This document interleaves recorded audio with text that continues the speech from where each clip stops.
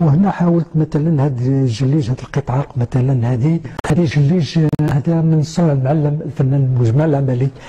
هذه ما بقاتش، هذه دارها بوجمال العملي. وهذا النوع ديال الجليج اللي خادت منه مدينه فاس، وهي مثل واحد الورده او نجوم محاطه بها. وهذا ابداع ديال بوجمال العملي. وهذا النوع ديال الجليج كان عند بوجمال العملي في الحانوت ديالو. هذا هو الجليج اللي كان دار بوجمال العملي. هذا من القطع ديال القطع اللي كما قلنا محفوره ومنقوشه اللي امتازت بها مدينه اسفي. كذلك من الجليج اللي كان دار العملي لما جا لاسفي.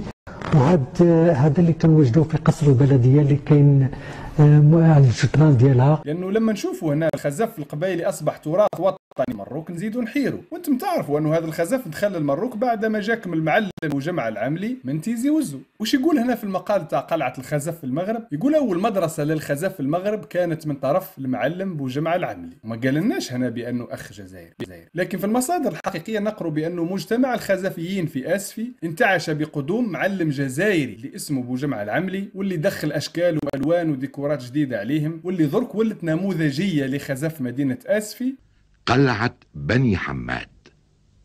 أما الذي شيدها فهو حماد بن بولقين، أشد أمراء قبائل صنهاج الجزائرية بأسا وعزمة.